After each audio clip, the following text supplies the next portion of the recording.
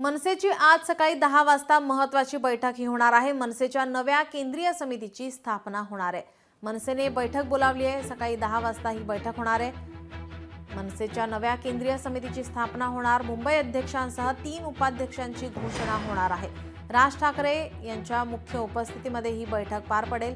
गुढीपाडव्याला होणाऱ्या मनसे मेळाव्यात संदर्भातही या बैठकीमध्ये चर्चा होणार आहे। सकाळी 10 वाजता रवींद्र नाट्य मंदिर येथे ही बैठक होणार आहे।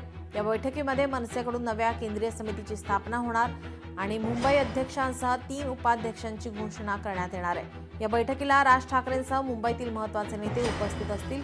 तर आज होणाऱ्या या बैठकीत गुढीपाडव्याला होणारा मनसेचा मेळावा आणि मनसेची केंद्रीय समिती, मुंबई अध्यक्ष आणि संघटनात्मक बदललेली रचना जाहीर होण्याची शक्यता आहे।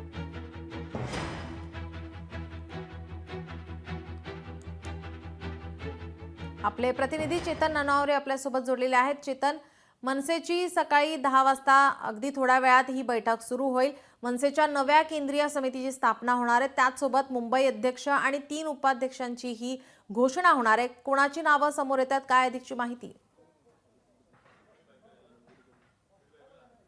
निश्चितच, कारण मुंबई महानगरपालिका असेल किंवा राज्यातील महापालिकांच्या निवडणुका आहेत त्या येऊ घातलेल्या आहेत आणि त्याच पार्श्वभूमीवर आज जी बैठक आहे ती महत्त्वाची मानली जात आहे। तुर्तास आपण ज्या रवींद्र नाट्य मंदिर या ठिकाणी ही बैठक होणार आहे त्या बैठकीच्या ठिकाणी पोहोचलेलो आहोत। व्यासपीठावरती साधारणतः 10 वाजता आहे ते प्रमुख पदाधिकारी आहेत ते बैठकीस येण्यास सुरुवात होईल आणि यानंतर जवळपास 11 वाजल्यानंतर आहेत ते मनसेचे अध्यक्ष राज ठाकरे आहेत ते या ठिकाणी सर्व पदाधिकाऱ्यांना संबोधित करताना पाहायला मिळतील। इतिहासात प्रथमच मनसेने आपली संरचना बदलण्याचा निर्णय घेतलेला आहे। त्यामुळे मुंबई अध्यक्ष हे पद नव्याने आता मनसेमध्ये निर्माण केलं जाणार आहे। इतकंच नाही तर मुंबईमध्ये 3 उपाध्यक्षही पद जी आहे त्याची निर्मिती केली जाणार आहे आणि केंद्रीय समिती म्हणजे एकंदर जर आपल्याला माहिती असेल तर केंद्रीय समितीमुळे कुठेतरी आता लोकसभेच्या तयारीला 5 वर्षापूर्वीच आता मनसेने सुरुवात केल्याचं म्हटलं जाऊ शकतं। त्यामुळे आता राष्ट्रीय पातळीवरती राज ठाकरे आहेत ते आपल्या पक्षाचा विस्तार करण्याची इच्छा व्यक्त करताना पाहायला मिळतात। त्यामुळे केंद्रीय स्तरावर नेमकं कुठल्या नेत्यांना संधी मिळते आणि मुंबईची धुरा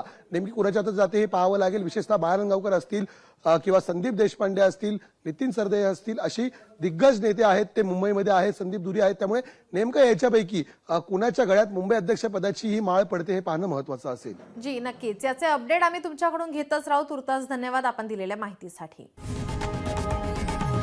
लोकशाही मराठी ऐका, पहा, जागरूक रहा।